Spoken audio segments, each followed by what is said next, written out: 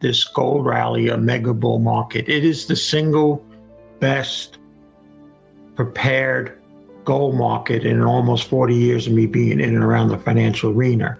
And what I mean there is a lot of things have come together to give me great confidence that this is a market that's going to go substantially higher over time.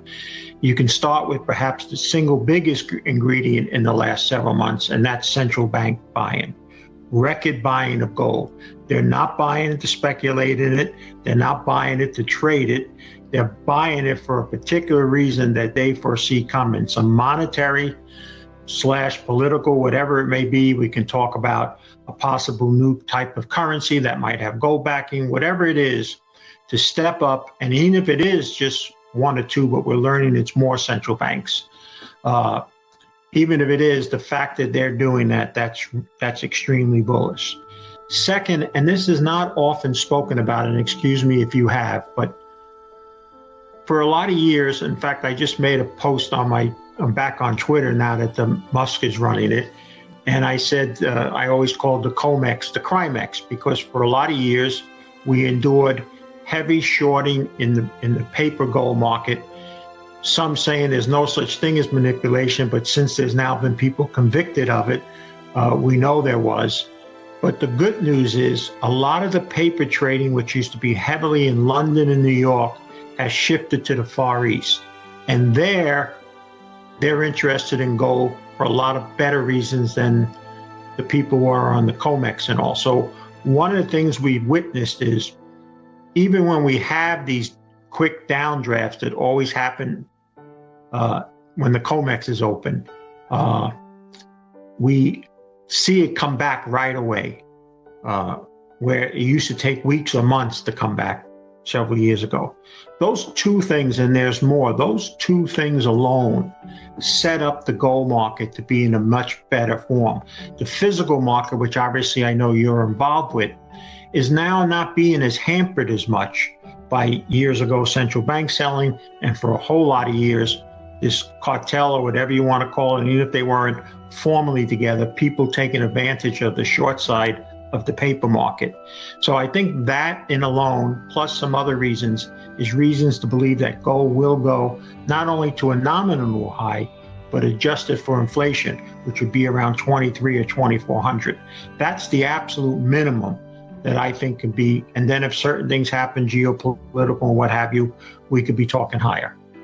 So a couple things you mentioned there, I'd like to dive into both of those more in detail. First, with respect to the manipulation that a lot of people have argued has been going on, specifically, largely what's been argued is suppression of the price. Are you saying that is changing now?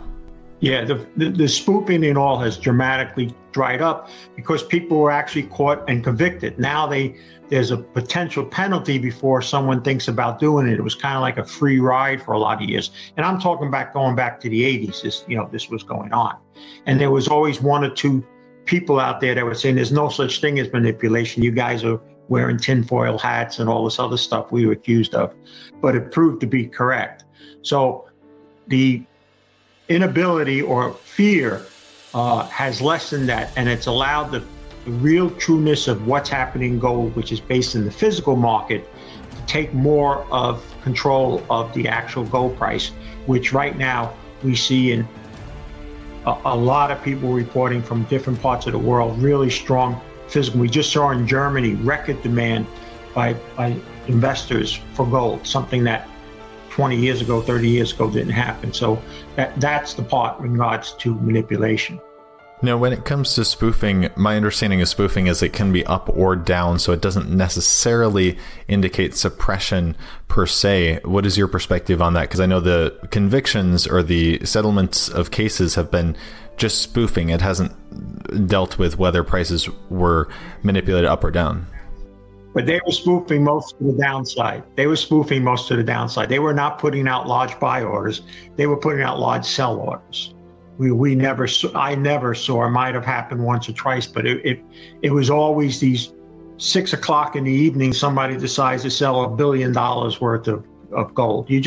First of all, if you have $1 billion to go, you want to get the best price. That's not the time to be a seller. So the very fact that they put it out there suggested highly that there was a manipulation in it all. So that's what I mean when I talk about the spoofing. It was mostly to the downside.